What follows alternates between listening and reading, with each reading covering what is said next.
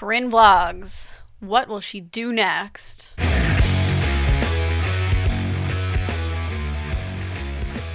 Whatever the freak I want. I tried so hard to find a heartogram shirt. It's not as easy as it once was. They're all men's shirts. If I'm gonna buy a heartogram shirt, I want like a tight V-neck women's shirt with just a heartogram on it. I was only gonna buy if it was official merch. I wasn't gonna buy from Redbubble or Temu. I wasn't gonna do that. I'm not that much of a him fan. Venus Doom though, here's a question for you. If you only like one album from a band, can you wear the band t-shirt? I say maybe you can only wear a shirt from that album. Venus Doom by him rules. But that's not the topic of this video.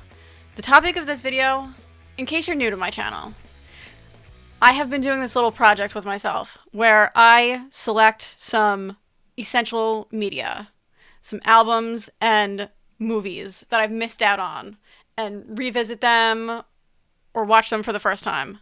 Today's video, we're doing Lords of Dogtown. And I thought to double down on the skater vibe, we pick CKY. Infiltrate, Destroy, Rebuild. I will never remember the title. It's like Create, Destroy, Repair. What is it called? Yes. And I thought to triple down, I would do my best to channel some Bam Margera. Kind of. I call this my Chris Angel Mind Freak shirt. So not a hardgram, but pretty good. It's so hot in here today. So far, I've listened to the CKY album one time all the way through. My first impression, it's awesome. It sounds like Sega Genesis boss fight music. All right. Also, if you're new here, I have an Etsy shop where I sell hand-painted press-on nails. I gotta go do some nails. I'll show you those when I'm done. Okay, if for some reason you're not interested in nails and fashion, feel free to use the timestamps and skip this part. But for everyone who's cool, here's the first set that I did. This one's called Sand Dollar. It's one of my favorites in the shop. I said it in the last video that I did these. That this, I think, is the prettiest color of all time. Whatever this color is, it's the prettiest. Okay? Now this one is another favorite. This is Lunar Alloy Prism. It's chrome. Wish I had more time with my nails before I scuff them up doing everyone else's nails, but show must go on. I have to show you a thrift find. Online thrift find. Does it count? It's my birthday month. So, and I had to. This is a grail. So this is a white whale holy grail. So, I would say for as long as I've been buying a majority of my clothes from eBay and Poshmark, I have been after an Isabella Fiore bag. And every time I see them, they're at least $90. But I've seen them upwards of like $200, almost $300. But I always look to see if maybe it's going to be a good price. I get them advertised to me on Pinterest all the time. That's how often I look for them. I got one for $22. I just like didn't even think. I was like, add to cart. And it is in like perfect condition. And it's huge. I thought this was going to be like a quarter of the size. It's huge. Chris Angel Mind Freak, fleur-de-lis. Insane. And again, I didn't think about it. So before it got here, I was like, oh, does it have really bad marks on it somewhere? I was blind. The inside is perfect. It doesn't smell like anything. There's no pen marks or anything. Gum, you know what I mean? There's something in here. Beads. These aren't my beads. Oh, you know what? It came with a business card. The woman who has the Poshmark shop also sells jewelry. So I went on a trip to Montauk last year, and it was the worst trip I've ever been on. It was the worst year I ever had, worst summer, and all I wanted was to go on my Montauk trip. And when we went, we went in the middle of a hurricane, and the beaches were closed, and all I wanted to do was sit on the beach. But I took this digital camera with me. The trip keeps coming up in conversation lately, and I remembered my camera, but also all the CKY stuff and the Jackass stuff that I've been looking at during this episode has me inspired to pull it out again. It's a digital camera from 2010, so it's a little bit different from camcorders and whatever they were using, but I think it gets the point across. So this is just a little test because I'm also inspired by the kind of clip show aspect of all the stuff that I've been watching, and I didn't really know how deep I wanted to go into the lore and all the, different things that I can look into, but I did have to check and see what Bam Margera was up to, and his Instagram is poppin'. He's very active on it. He has a new wife, and she's very into fitness, and she is a stretch coach. She stretches him for an hour a day. But I was checking out some of the podcasts that he has done, and he's maybe a little bit too scatterbrained for me. It's a little bit hard to listen. So I'm trying really hard to get a gauge on how good he's doing. So I would put on a podcast. I looked at one from like a year ago, and then I looked at one from 7 months ago, and then I looked at one from like two months ago. All the stories were the same. I was skipping around. I was like, so what I decided to do was to throw on a Brandon Novak interview. And that's when I decided that is too much into the deep dive for me. Really, I started to get like a visceral, sick reaction from listening to his stories. But I found all the CKY videos that Bam filmed. And I'm interested in checking that out. Hopefully they all work. They're all on Internet Archives. I started the first one, and it worked. But so far I'm having fun with this. I don't know. I've been trying to take things, at face value. How is this as a movie? How is this as an album? Try not to go too deep into it. But this one, it's a little bit hard because Bam Margera was so inescapable when I was a kid. But, me, I knew what was on MTV, and I knew my friends had Bam Margera posters on their walls because he was cute. So that's the extent that I know. I did Sepultura in the last video, and there's beef with the brothers. I know that there's beef with the brothers in this one. So it's a little bit hard when I do really like the drama. But the point of this experiment has been to try and get away from the drama. Just like giving attention to people for their bad behavior. But that's what this is, right? Viva La Bam and Jackass and CKY, it's attention for bad behavior, so it's a little bit tough. Smell like shrimp? No. No. Okay. And they don't look like the picture. Did you show the picture? What do you think?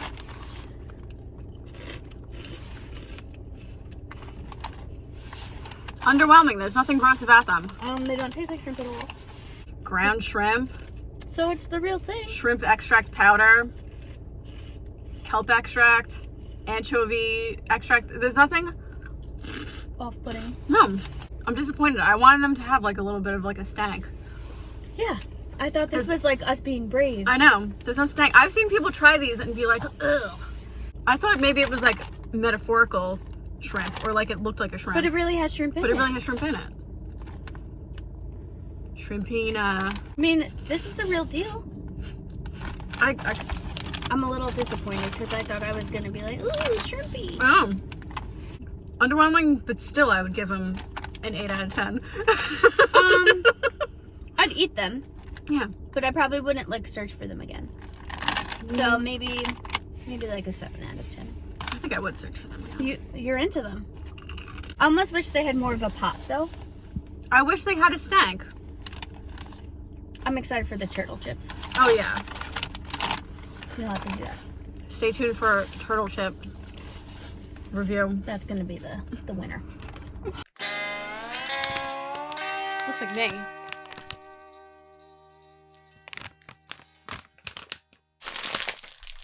I really don't want to have to do the bag the other way. You know what I mean? With my anchor arms. I refuse to do it.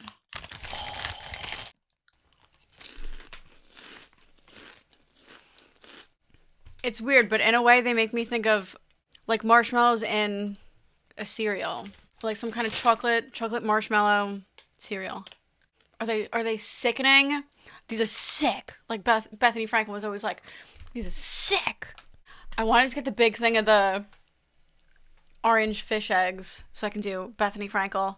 She was putting it on like cottage cheese with the rice cakes. No, they're good. They're good. I'm still mad that the shrimp crackers weren't, because I wanted that to be like my jackass moment for the video. You know what I mean? Where I try something crazy. I thought shrimp traps were supposed to be crazy. Brown. I'm gonna have that's what I need, Kevin. Kevin needs to make me a knockoff of the jackass jingle. Okay, so here's the thing. I usually like to do, would I buy a sealed copy, a brand new sealed copy full price for this album? And in this case, you really can't get one.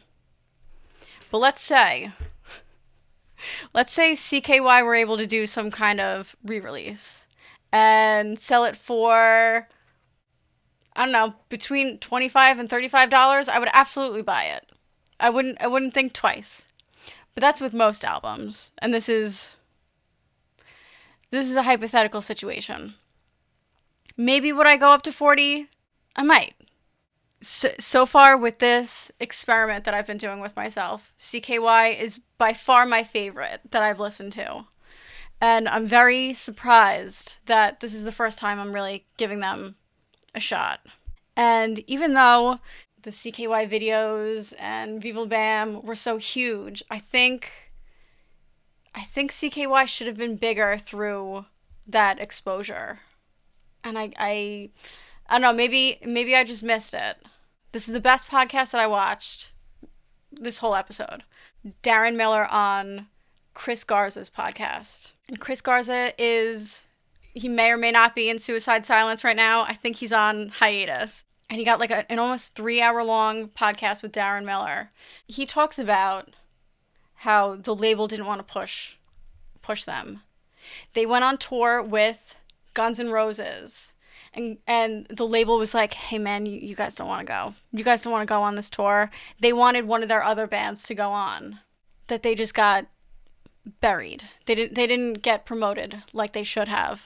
Which reminds me of the band Cave In. If you've never heard Cave In, they were another band. They should have been in Tony Hawk Pro Skater. If you've never listened to Antenna, cute guys in baby tees and bootcut jeans who made fantastic music.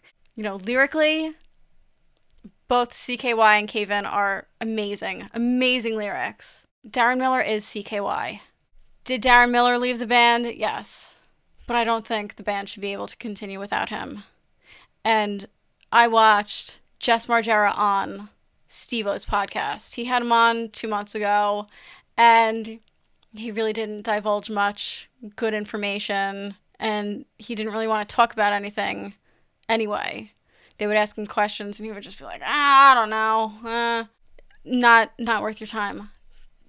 The Chris Garza podcast with Darren Miller, the Margera residence was right across the street from the shit factory, as he put it. That the neighborhood sewage collection all went to this building that was directly across the street. And it would stink so bad in the summer. Oh my God. The story about them writing 96 Quite Bitter Beings in the basement. They both worked at UPS and they wanted to finish the song and they were supposed to go into work, but they knew that they couldn't call out at the same time. At work, they knew that they were in a band together. They knew that they would be farting around together if they called out at the same time. So they faked getting into a car accident. They called from a payphone and they were like, "We got into such a bad accident. We can't make it." And they finished 96 Quite Bitter Beings, which Darren Miller doesn't really care for the riff. He wouldn't even consider it a riff, he said. Chris Garza was like, are you kidding me? But that's not the album that I'm talking about. I said that it sounds like boss fight music, which apparently comes from a boss pedal, a boss octave pedal, the brown one. And also, I did Sepultura in the last episode. Max Cavalera only plays with 4 strings. Darren Miller only plays with 4 strings. So I thought that was a funny kind of connection. Beyond beef with brothers, there's and so Steve-O asked Jess Margera about the band name, and Jess Margera was like, I don't know. Darren Miller was obsessed with horror films, and we were gonna make one called Camp Kill Yourself. That's where they got the name from. But Darren Miller tells the story that he was obsessed with this like B horror film called Sleepaway Camp. So he was inspired by Sleepaway Camp, and they were going to make a horror film called Camp Kill Yourself, and they were all gonna, die one by one. But in this movie, there's a girl who gets bullied in the movie, and he saw the girl in the movie and said, that's gonna be my girl. He always kept up with her career, and he found her on Facebook. And when they were on tour, he found out that they were going to be in the same general vicinity. And he asked if she wanted to meet up. And they've been together ever since. They've been together for 21 years. Married since 2004. I think they have 3 kids. So I love that story. I love it. Darren Miller says that he got very into alcohol while on tour. That it wasn't an issue until he started touring, and that it made it easier to tour. He was still kind of young, and he didn't like being away from home, and touring was scary, and alcohol made it easier. So I finally found a good BAM interview. I felt like he was the most comfortable with these hosts, so he wasn't so jittery and scatterbrained. It was the 9 Club podcast, and that one was also a pretty long podcast, and I sat there and listened to the whole thing, like I did with the Darren Miller one. BAM talks about, so he says that he's been sober for 2 years, and I believe it. His wife keeps him in check, and she gives him a curfew. She says, I don't care if you're hanging out with Iggy Pop, you're going home at 10 o'clock, and you're going to bed. You need structure, and that he talks about skateboarding every day. He has to skateboard, and skateboarding is his therapy. And I hope he keeps getting even better. But he talks about, he heard through the grapevine that Tony Hawk was remastering Tony Hawk Pro Skater 3 and 4. And he had already decided on who was going to be available for playable characters. And it was past the deadline. But Bam Margera calls up Tony Hawk and he says, I'm in town, do you want to skate? And Tony Hawk, yeah, come through. And he saw how good Bam Margera was, and he called up Activision and was like, we gotta get Bam into the game. And they're like, it's past the deadline. And he goes, push the deadline, we're getting Bam into the game. So he went in and they scanned him. And they already had his like skate style from the last game, so I think they were able to use that. But they were able to scan him in so he can be updated. So I thought that was a cute story that Tony Hawk vouches for him. And he talked about the rehabs and getting stuck in the Florida Shuffle. He's mandated to do 90 days in the rehabs. And they would get him on something really minor when it was like 2-3 days out, and he would have to pay every single time. One time he's like 3 days out from being released, and they go, you're wearing the same sweatpants for 3 days in a row. You gotta go for another round. and he'll go to the next place, and the doctor will look at the cocktail that they put him on and say, hey, this is a death sentence. I can't believe they put you on this. Here's your new cocktail. This is what's going to fix you up. They would get him on something else when he was 3 days out from going. He said that he threw a cigarette into a bush, and they said that was a safety hazard. You got to go for another 90 days. The doctor at the next place would again say that he was on this cocktail that was a death sentence and put him on a new cocktail.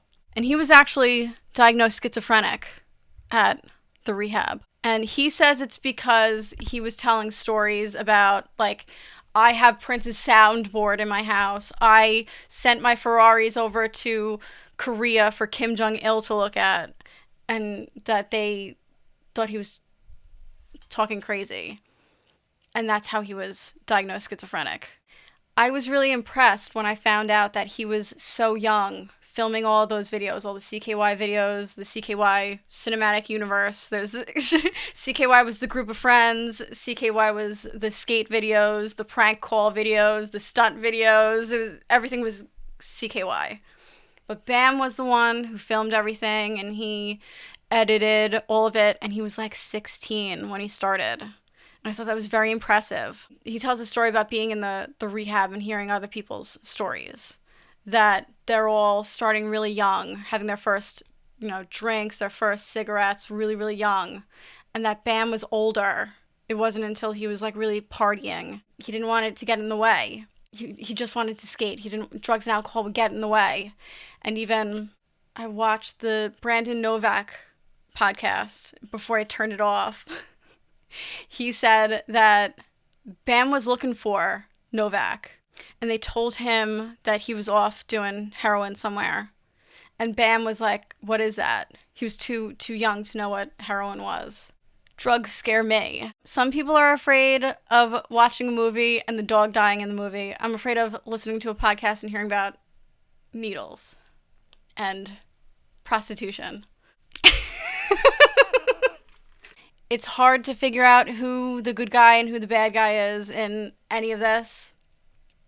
I really think that drugs and alcohol plays a big factor in a lot of it. But also beyond that, I think CTE. There's a story of Brent Hines. I keep bringing up Brent Hines lately.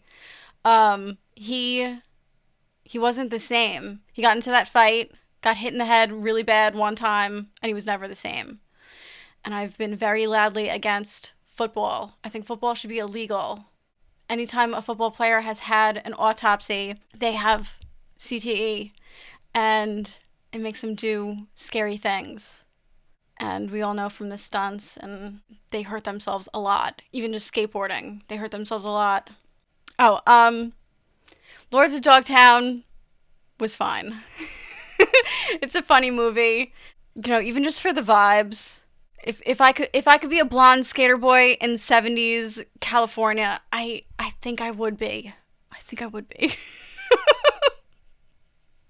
But they got into stuff that they shouldn't have been getting themselves into, and they were being used by older people. Heath Ledger was great in the movie. Heath Ledger with his fake teeth. Do you know what was really weird? When I saw Heath Ledger with those fake teeth in, I thought Pete Davidson. I don't know why. Like maybe Pete Davidson lifted something from Heath Ledger.